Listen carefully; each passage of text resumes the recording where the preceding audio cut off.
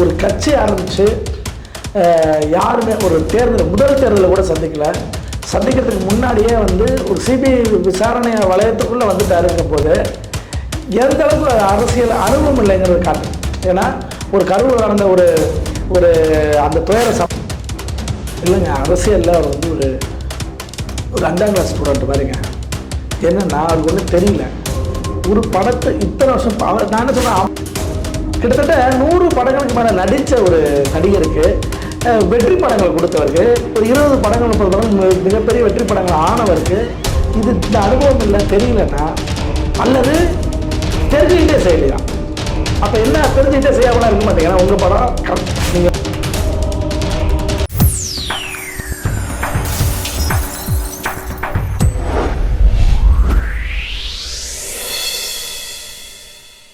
வணக்கம். Golden chance வழங்கும் அரசியல் களம். இன்றைய அரசியல் களம் நிகழ்ச்சியில் நம்மோடு இணைந்திருப்பவர் பத்திரிகையாளர் திரு ராஜா ஸ்டாலின். வணக்கம். வணக்கம் சார். திரு விஜய் அவர்கள் இன்னைக்கு டெல்லியில் சிபிஐ விசாரணைக்காக ஆஜராகியிருக்கார். ஒரு கட்சி ஆரம்பித்து குறுகிய காலத்தில் உயர்ந்த இடத்துக்கு போவார்னு எதிர்பார்க்கப்பட்ட அவர் ஒரு விசாரணை அமைப்புக்குள்ளே போயிருக்கார். இது விஜய் சரியான அவருக்கு திட்டமிடல் மட்டும் இல்லை, சரியான ஒரு அணுகுமுறையே அவர்கிட்ட இல்லையா அப்படிங்கிறத ஒரு கேள்வி எழுது. உங்களுடைய பார்வை. ஒரு கட்சி ஆரம்பித்து யாருமே முதல் தேர்தலில் கூட சந்திக்கிறதுக்கு முன்னாடியே ஒரு சிபிஐ விசாரணை வளையத்துக்குள்ளே வந்துட்டாருங்கும் போது எந்த அளவுக்கு அரசியல் அனுபவம் இல்லைங்கிறது காட்டு. ஏன்னா ஒரு கரூர் நடந்த ஒரு அந்த துயர சம்பவம், அந்த ஸ்டாம்ப் பேட் கூட்ட நெரிசலில் மரணம் என்பது இந்தியா முழுக்க அரசியல் கட்சி கூட்டங்களில் இப்படி நடந்ததில்லை. அரசியல் கட்சி கூட்டத்துக்கு வருவாங்க, வெளியே போவாங்க, இங்கே விபத்தாகும், அப்படி தான் இருக்கே தவிர கூட்டத்திலேயே இப்படி ஆனது இந்திய வரலாறுல இல்லை. அப்படி இருக்கும்போது அதை ஒரு மிகப்பெரிய ஒரு கரும்புள்ளியாக விஜய் அவர்களுக்கு அவருடைய அரசியல் வரலாற்றில் இது இருக்கும். இந்த விஷயம் தான் உங்களை சிபிஐ வரைக்கும் இன்னைக்கு கொண்டு போய் நிறுத்தி வச்சிருக்கேன். சிபிஐயில் போய் நிறுத்தி வச்சிருக்கிறதுனால என்னன்னா, நீங்கள் என்ன கையாளுறீங்க. இப்போ இந்த கரூர் சம்பவம் நடந்துச்சு, அப்போ நிறையா கட்சிகள் உங்கள் ஆதரவாக தோழமையாக நின்னாங்க. அந்த நின்ற கட்சிகளை நீங்கள் என்ன பண்ணீங்க? நீங்கள் ஒரு நன்றியாக தெரிவிச்சுக்கலாம், ஒரு வெளிப்படையாக. ஏன்னா அரசியல் அது ரொம்ப முக்கியம். இதெல்லாம் இந்த மாதிரி எத்தனையோ விஷயம் நடக்கும்போது எல்லாருமே சொல்லுவாங்க. நீங்கள் கருணாநிதி பிரசிடண்ட் அம்மா அவர்கள் பிறந்த நாளுக்கு வாழ்த்து சொல்லுவார் தெரியுமா? ஏன் அது அந்த நடைமுறை என்பது தேவையான ஒரு நடைமுறை. எதிர்கட்சியாக இருக்காத எங்கள் ராகுல் காந்தியும் நரேந்திர மோடியும் கண்டுபிடிச்சிக்கலைங்க போய் பார்லிமெண்ட்டில். ஏன்னா அது நம்ம எப்படி வேணாலும் அந்த ஒரு செயல் தேவை. கண்டிப்பாக அந்த கரூர் சம்பவத்தை எடுத்துக்கிட்டா கூட அதற்கு முதல் ஒரு ஆதரவு நிலையை எடுத்தது அதிமுக. இபிஎஸ் அவர்கள் ஒரு ஆரம்பத்தில் இருக்காரு, அதனால சில விஷயங்களுக்கு அவர் தவிர்க்கலாம் அப்படிங்கிற மாதிரி ஒரு சப்போர்ட் மனநிலையில் தான் பேசினார். அவருக்கு கூட ஒரு நன்றி தெரிவிக்கல, அவருடைய பேச்சை கூட ஒரு அங்கீகரிக்கலையே திரு விஜய். அதாவது ஒரு நன்றி தெரிவிப்பதன் மூலம் அரசியல் ட்ரெண்டே மாறுங்க, சென்னாரியே மாறிடும். நீங்கள் என்ன திமுக ஐயோ இப்போ விஜயும் அண்ணா திமுக சேர்ந்துருவாங்களோ? நீங்கள் சேர தேவையில்ல. ஒரு சாதாரண பேச்சுவார்த்தையில் இருந்தாலே இப்போ காங்கிரஸ் சேர்ந்துருச்சா அடித்து சொல்கிறாங்க, காங்கிரஸும் திமுக தான் கூட்டணி, அதில் எந்த மாற்று கருத்தும் இல்லை, நடக்காது. ஆனால் அதை வச்சுக்கிட்டு அவங்க சீட்டு பேரம் பண்ணுவாங்க. அதுபோலத்தான் இங்கே விஜய் போயிடுவாருன்னு நினச்சா திமுகவுக்கு பயம் வரும். ஏன்னா இன்னைக்கு திமுகவுக்கு எதிரான கட்சி அனைத்து மாநிலங்களையும் மாவட்டங்களையும் ஊர்லையும் கிளை வச்சிருக்கக்கூடிய கட்சி அதிமுக தான். வேற எந்த கட்சிக்கும் அப்படி கிளையோ கட்டமைப்போ கிடையாது. அப்படிங்கும்போது அந்த கட்சி தான் பிரதான எதிரி திமுகவுக்கு.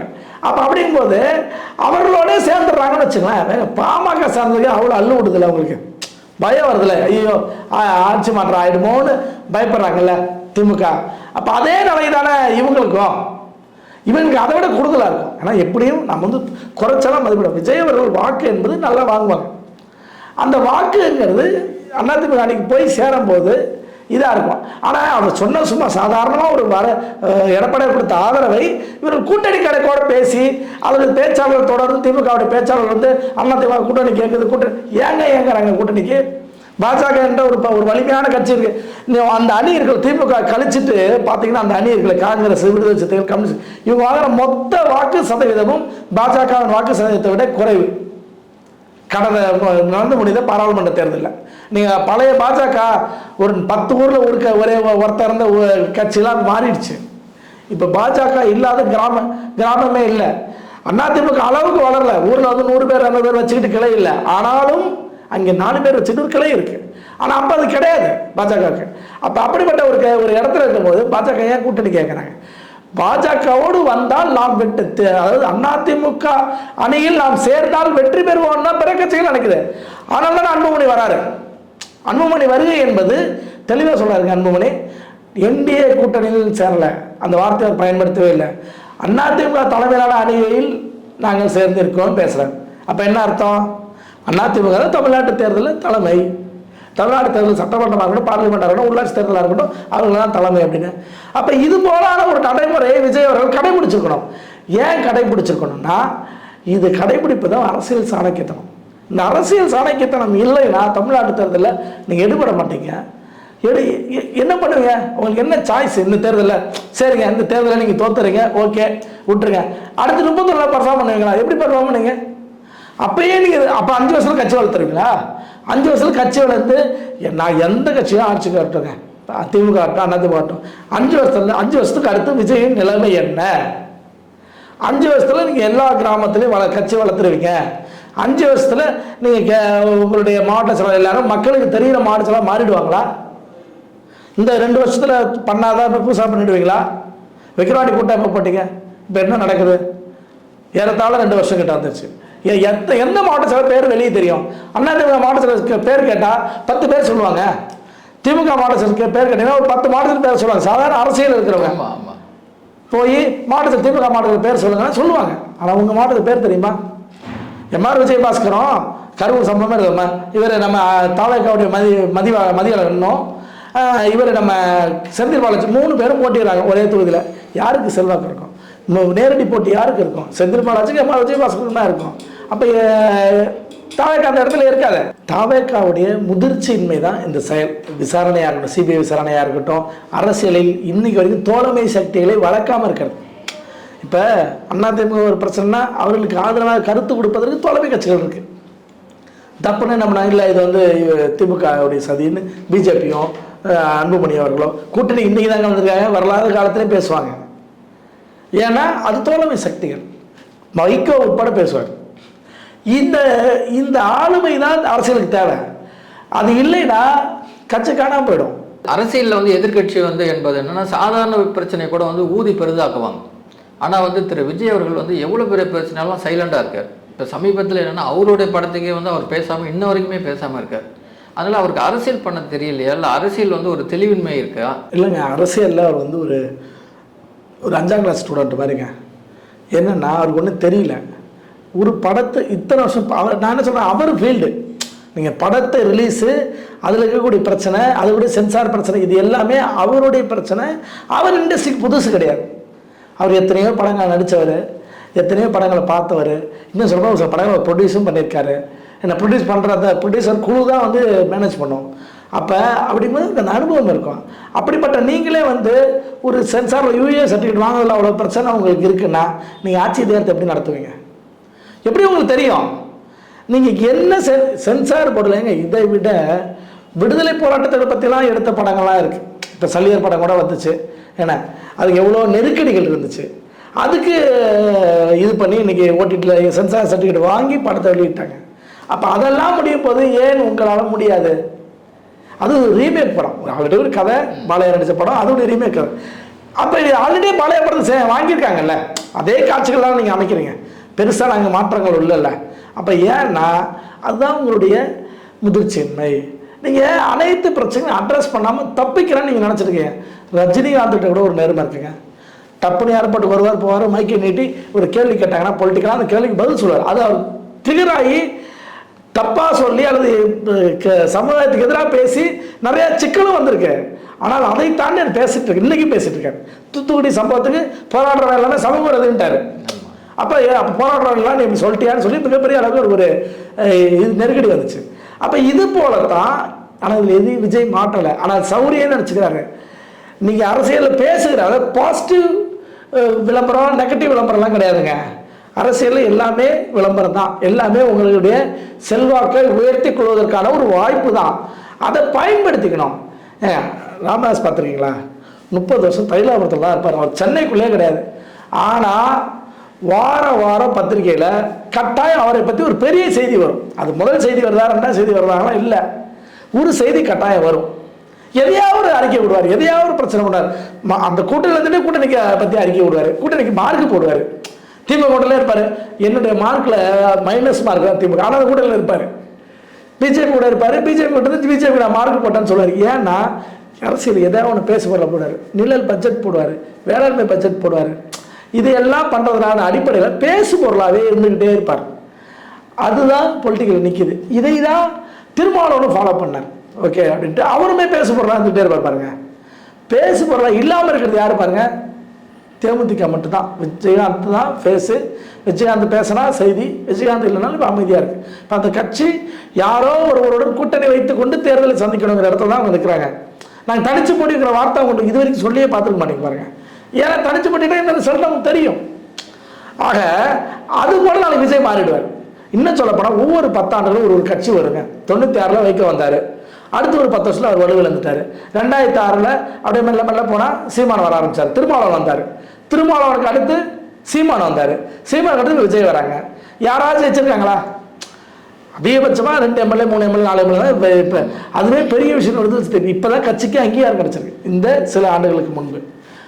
அப்போ இதுதான் ஒவ்வொரு காலகட்டமும் ஒரு புதிய தலைவர்களை சாதாரண இயற்கையாகவே ஊந்தி தள்ளும். ஆனால் யார் கைப்பற்றிட்டு மேலே வராங்களோ அவங்க தான் ஜெயிப்பாங்க. அப்படி தான் ஒவ்வொரு சந்தர்ப்பங்களும் வரும்போது அண்ணா பயன்படுத்திட்டு திமுக உருவாக்கினார். அந்த அதுலேருந்து மெல்ல மெல்ல திமுக உருவாச்சு. அதுலேருந்து எம்ஜிஆர் அவர்கள் அதிமுக உருவாக்கினார். ஸ்ட்ராங்காக உட்காந்துக்கிட்டாங்க. உருவாக்குறதுக்கு அப்புறம் யாருமே நீண்ட காலம் உயிரோட இருக்க முடியாதுங்க. அப்போ எம்ஜிஆர் மறைக்கிறதுக்கு அம்மா வந்தாங்க, அம்மா மறைக்கிறது எடப்பாடி வந்தார். அப்போ தொடர்ந்து அந்த வாய்ப்பை பயன்படுத்திக்கிட்டாங்க. ஆனால் அந்த வாய்ப்பை பயன்படுத்தாமல் இவரெல்லாம் துவக்கிறாங்க. அதுதான் அரசியலில் ஒரு முதிர்ச்சியின்மை விஜய்க்கு. திரு விஜய் அவர்கள் என்ன சொல்கிறாருன்னா, நாங்கள் ஜெயிச்சா ஆட்சியில் பங்கு கொடுப்போம் அப்படிங்கிறாரு. அது குறிப்பாக விடுதலை சிறுத்தைக்கான ஒரு வாய்ப்பாக கொடுக்குறாரு. ஆனால் திரு திருமாவளவன் என்ன சொல்கிறாருன்னா, நாங்கள் என்ன தான் எங்களுக்கு இதுக்கானாலும் நாங்கள் சேர மாட்டோம், என்ன தான் சலுகைகள் கொடுத்தாலும் நாங்கள் சேர மாட்டோம் அப்படின்னு அவங்க சொல்கிறாங்க. அதே சமயத்தில் அதிமுக பிஜேபி கூட்டணி விஜயை கூட்டணிக்கு அழைக்கிறாங்க. அது தேசியவே ஒரு வெற்றி ஃபார்முலாஸ் அப்படிங்கிற ஒரு கான்செப்டில் இருக்கும் போது விஜய் அங்கே சேர மாட்டார். இது என்னென்னா அரசியல் சாணகத்தனம் விஜய்கிட்ட இல்லையா, இல்லை என்ன தான் நினைக்கிறாரு? அதாவதுங்க, அதுதாங்க புத்திசாலித்தனம் வேணுங்கிறது.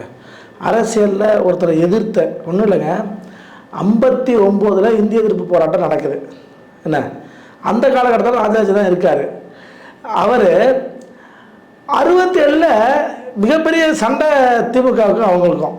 ஆனால் 67 அண்ணா ஆட்சிக்கு வருவதற்கு கூட்டணியாக இருந்தது ராஜாஜி தலைமையிலான சுதந்திர கட்சியோட கூட்டணி. ராஜாஜியோட கட்சி கூட்டணி வச்சு தான் ஆட்சிக்கு வந்தாங்க 67. அப்போ யாரை எதிர்த்து வந்தீங்க? காங்கிரஸ் எதிர்த்து. காங்கிரஸ் பவரில் இருந்தது யார்? ராஜாஜி இருந்தார். அப்புறம் அவருக்கே ஒரு பிரச்சனை, அவரே காங்கிரஸ் விட்டு வெளியே வந்துட்டாரு, நின்னார். ஆக இந்த ஹோல்டிங் இருந்துச்சா இல்லையா?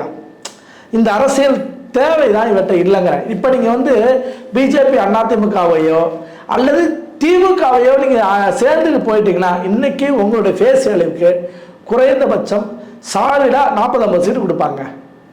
40-50 சீட்டு கொடுக்கும்போது பிஜேபி தாவேக்கா அதிமுக இருக்கும்போது கட்டாயம் 200க்கு மேற்பட்ட சீட்டாக இந்த அணி அடிச்சிடும். திமுக டோட்டலாக வாஷ் அவுட் ஆகிடும். அப்படி அடித்தா 50 சீட்டு எத்தனை சீட்டு நீங்கள் வச்சுருப்பீங்க? 30-40 எம்எல்ஏ வச்சுருப்பீங்க. 30-40 எம்எல்ஏ வச்சுருந்தீங்கன்னா அரசியலில் எவ்வளோ பெரிய செல்வாக்கு. இந்த செல்வாக்கு வச்சு அடுத்து வளர்க்கலாமா கட்சியை? இது ஒரு பொன்னான வாய்ப்பு. இப்படி பொன்னான வாய்ப்பு நிறைய கட்சிகள் அமைஞ்சது. நான் சொல்லுவேன், 2006 காங்கிரஸிற்கும் ராமதாஸிற்கும் ஒரு பொன்னான வாய்ப்பு அமைஞ்சது. திமுக ஆளுங்கட்சியாக வரும்போது திமுகவோடு கூட்டணியில் இருந்தாங்க, அமைச்சர்கள் இடம்பெறலை. மிகப்பெரிய கோரிக்கை வைக்கிற ராமதாஸ் அவர்கள் தன்னுடைய கோரிக்கையை இடஒதுக்கீடு தான். அந்த இடஒதுக்கீடு கோரிக்கை அப்போ நிறைவேற்றிருந்தாருன்னு வச்சுக்க. அப்போ கூட்டணிக்கு இப்படி 10.5 ஏங்கிட்டு இருக்கீங்க. அன்னைக்கு 15% எல்லாரும் ஏற்றுக்கிட்ட ஒரு கோரிக்கை இருந்துச்சு. அந்த கோரிக்கையை ராமதாஸ் அவர்கள் வாங்கி கொடுத்திருந்தாருன்னா செல்வாக்காக இருப்பார். அமைச்சரவையில் உள்ளே போயிருந்தாலும் செல்வாக்காக இருப்பார். காங்கிரஸ் அன்னைக்கு அமைச்சரவையில் உள்ளே போயிருந்தா நீண்ட இடைவேளைக்கு பிறகு தமிழக அரசியலில் அமைச்சர் ஆகிற வாய்ப்பு காங்கிரஸுக்கு கிடைச்சது, தவற விட்டுட்டாங்க. அதுபோலத்தான் விஜய் அவர்களும் ஒரு நீண்ட இன்னைக்கு உங்களுக்கு வாய்ப்பு கொடுக்குறாங்க. ஏன்னா இன்னைக்கு எடப்பாடியார் அவர்களுக்கு சரி இவர்களாம் ஒரு பிம்பத்தை உருவாக்குறாங்க. என்னன்னா ஜெயலலிதா ஒரு மாஸ் லீடர், அவங்க மாஸ்டர்லேருந்து எந்த மாற்று கருத்து இல்லை. இப்போ எம்ஜிஆர் அவர்கள் மாஸ்டர்லேருந்து எந்த, ஆனால் எம்ஜிஆர் போன உடனே அந்த இடத்தை நிரப்பினார்களா இல்லையா ஜெயலலிதா அவர்கள்? இப்போ அம்மா அவர்கள் நிரப்பினாங்கல்ல. அப்போ இப்போ அம்மாவின் மறைவிற்கு பிறகு எடப்பாடியாரும் அந்த இடத்தை நிரப்பியிருக்கார். நிரப்பலன்னா 4 ஆண்டு ஆட்சியை நடத்திருக்க முடியாதுங்க. 4 மணி நேரம் கூட அவர் ஆட்சி கலைக்கப்படலை. அப்போ அந்த அரசியல் அதை காட்டுதா? முழுவதுமாக முடிச்சார். ஆமாம். அப்போ அவருடைய அனுபவம் தான் அந்த இடத்த கொண்டு நிறுத்தியிருக்கு. அப்போ ஆனால் இவர்கள் என்ன சொல்லுவாங்க, திமுக சார்ந்தவர்கள் இல்லை அவர் வந்து புரட்சியை போல ஒரு பெரிய மக்கள் செல்வாக்கு இல்லாதவர். மக்கள் செல்வாக்கு இல்லாமல் 66 எம்எல்ஏ ஜெயிச்சாங்க. மக்கள் செல்வாக்கு இல்லாமல் 34 தொகுதியை ஜெயிச்சாங்க. அன்னைக்கும் பிரச்சனை இருந்துச்சு. அன்னைக்கும் டிடிவி தினகரன், ஓபிஎஸ் போன்ற ஒரு பிரச்சனையை எதிர்கொண்டு தான் தேர்தலை சந்திச்சாங்க. அப்படி இருக்கிற இடத்த இந்த இடத்த விஜய் ஃபிட் பண்ணுங்க. இப்போ விஜய் என்ன பண்ணுவார்? ஏங்க எடப்பாடியாருக்கு இருந்த நெருக்கடி அதே இடத்த ஸ்டாலின் முதல்வராக இருக்கும்போது, அதாவது கலைஞர் முதல்வராக இருக்கும்போது, கலைஞரை இறந்திருந்தாலும் ஸ்டாலின் இந்த நெருக்கடியை சமாளிச்சிருக்க முடியாதுங்க. அதை விட வலுவாக சமாளித்து அதை திறம்பட இன்னைக்கு எதிரிகளே இல்லாத இடத்த உருவாக்கிட்டார்.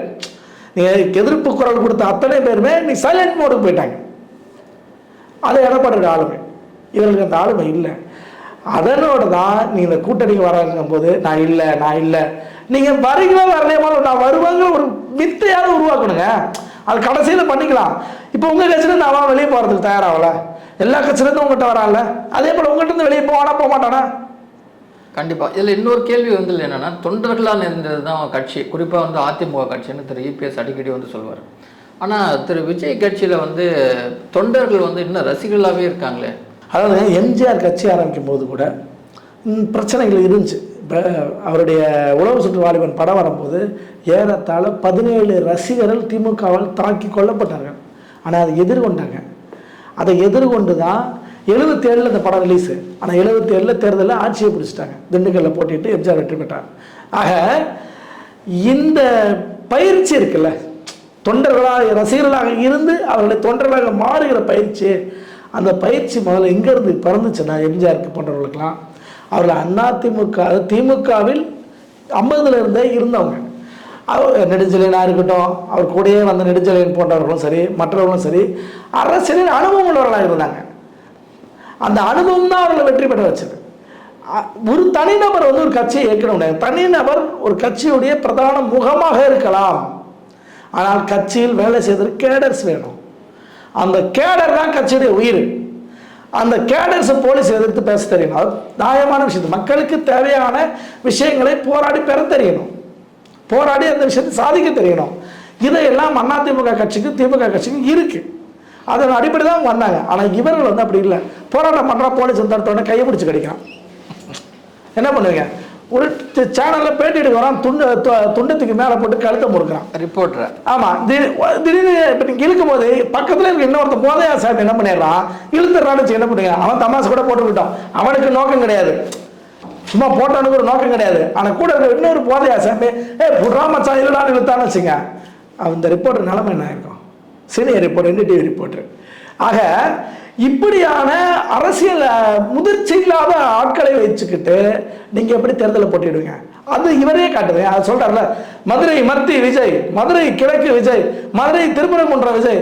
ஏன் 2 தொகுதி நாமினேஷன் தாக்கல் பண்ண முடியாதுங்க? அந்த அடிப்படை விஜய் வந்து அது என்னன்னா எல்லாரையும் விஜய் நினச்சி ஓட்டு எப்படி போடுவோம்? அப்போ என்னன்னா என்ன அர்த்தம் தெரியுமா? எங்கேயாவது போய் எடப்பாடியாரோ இல்லை ஸ்டாலின் அவர்களோ, இங்கே செந்தில் பாலாஜி அவர்கள், இங்கே விஜயபாஸ்கர் அவர்கள், இங்கே வேலுமணி அவர்கள், வேலுமணி இங்கே வெற்றி பெறுவார், CV சர்மா இங்கே வெற்றி பெறுவார், இவரை பற்றி பேசுகிறாங்க இல்லையா, KP முனுசாமி பற்றி பேசுகிறாங்களே. அப்போ அங்கங்கே மண்டல தளபதிகள் இருக்கிறாங்களே இந்த கட்சியில். அப்படி மண்டல தளபதிகள் யார்? தாவேக்காக்கு நீ வெறும் குஷியோ அதோ ஏதோ 10 பேர் தாண்டி மக்களுக்கு யார் பேர் தெரியாதுங்க. 10 நபர்களை தாண்டி, நான் சொல்றது 10 மிகப்படுத்தி சொல்கிறேன். தாவேக்கால 10 பேரை தாண்டி யாரையும் பெரிய பேரே தெரியாது கட்சியுடைய ஆட்களை. அப்புறம் எப்படி மக்கள் ஓட்டு போடுவான்? தெரியாது. இப்போ இந்த இடத்துல போய் எப்படி நீங்கள் பர்ஃபார்ம் பண்ணுவீங்க? தேர்தல் என்பது தண்ணிக்குள்ளே இருக்கிற மீன் மாதிரி, அதிகாரம் இருந்தால் மட்டும்தான். அந்த அதிகாரம் இல்லைன்னா நீங்கள் தரையில் தூக்கி போட்ட மீனை செத்து போயிடும். அதிகாரம் இல்லாத கட்சி தோற்று போயிடும். ஒரு அதிகாரத்துக்குள்ளே வராமல் பாமக மாதிரி, விடுதலை சித்தைகள் மாதிரி, நாம் தமிழர் கட்சி மாறினா அதுகளுக்கு எல்லாம் கொள்கைன்னு ஒன்று இருக்குது.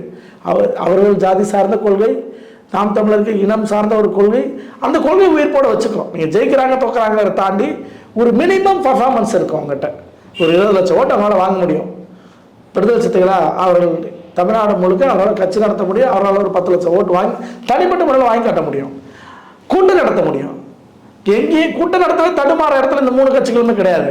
மத்திய அரசாக இருக்கட்டும், பிரதமராக இருக்கட்டும், முதலமைச்சராக எதிர்த்து பேசி பிரச்சாரம் பண்ணி கூட்டம் நடத்த முடியும். ஆனால் இவரால் லோக்கலில் இருக்கிற எம்எல்ஏ கூட எடுத்து பேச முடியாது, கூட்டம் நடத்த முடியாது.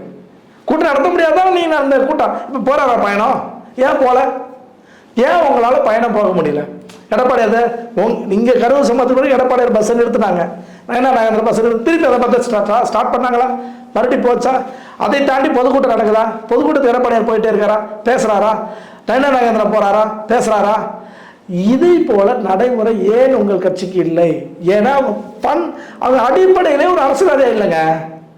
அவங்க அடிப்படை அரசியல்வாதியா இல்லை. அவர்கள் ஒரு ரசிகர் பட்டாளமாக இருக்கிறார்கள். இவர்கள் தேர்தலில் போய் ரசிகர் பட்டாளம் ஓட்டு போடுவாங்க நினைச்சா உங்கள் பட்டாளம் ஓட்டு ஏங்க தமிழ்நாட்டில் அப்போ படம் வந்துச்சுன்னா உங்கள் படம் மட்டும்தாங்க ஓடணும். இந்த படம் என்பது சொல்லும் போது தான் என்னோட கேள்வி இன்னொன்று இருக்குது.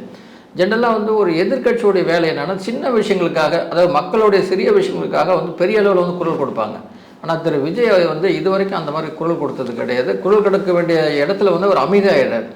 குறிப்பாக சொல்லணும்னா ஜனநாயகன் படம் வந்து அவருடைய படத்துக்கே இது வரைக்கும் ஒரு வாய் திறந்து பேசலை. அப்படிங்கும்போது அவர் கட்சி உண்மையாக அவர் நடத்தி கொண்டு இருக்கிறாரா, இல்லை யாருடைய கட்டுப்பாட்டில் இருக்குது, இல்லை வந்து அவர் கட்சியை வழி நடத்துறதுக்கான ஒரு அனுபவம் இல்லையா?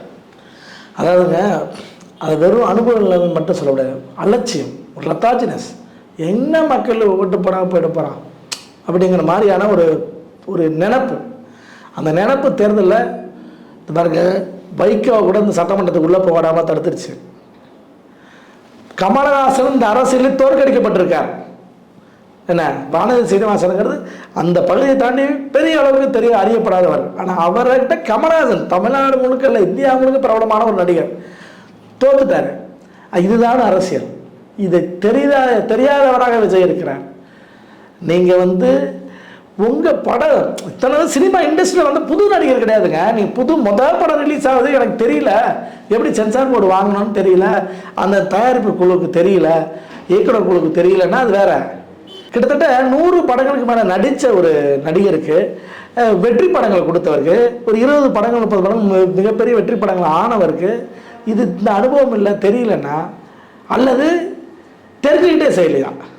அப்போ என்ன தெரிஞ்சுக்கிட்டே செய்யாமலாம் இருக்க மாட்டீங்கன்னா உங்கள் படம் நீங்கள் சினிமாவுக்கு வர்றதுக்கு, அதாவது தேர்தலை சந்திப்பதற்கு முன்னாடி வரப்போகிற ஒரு படம் அப்படிங்கும்போது அக்கறை இருக்கும்.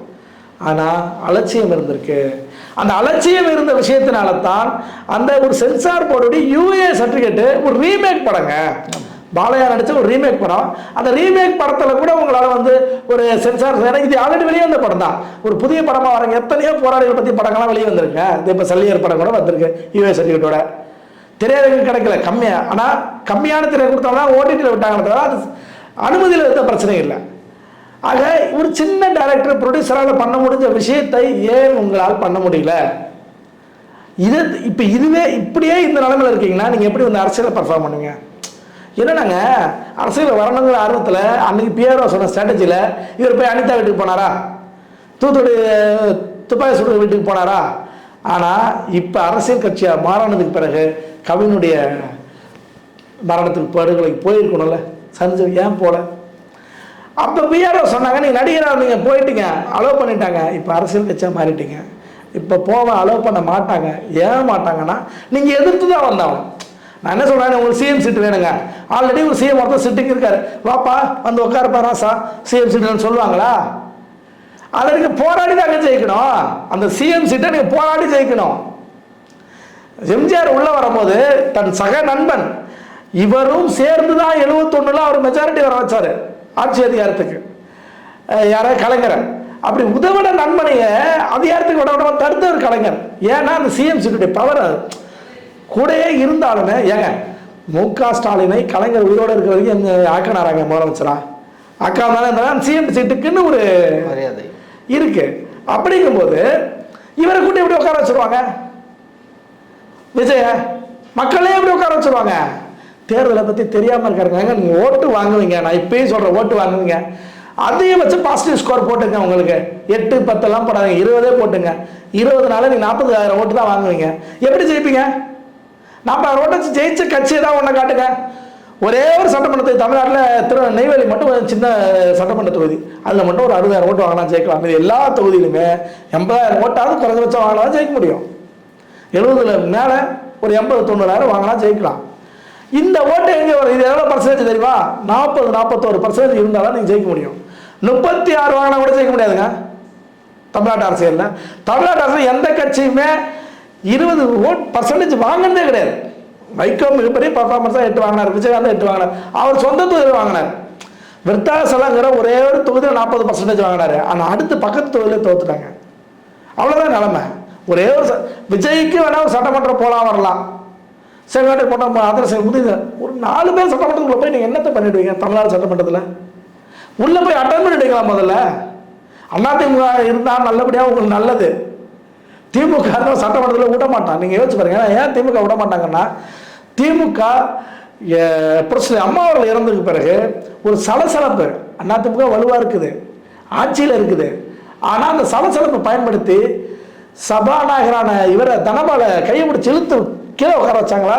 அங்கே துரைமுருகன் உட்காந்துட்டு என்ன பண்ணாரு? அன்பழகன் என்ன பண்ணாரு?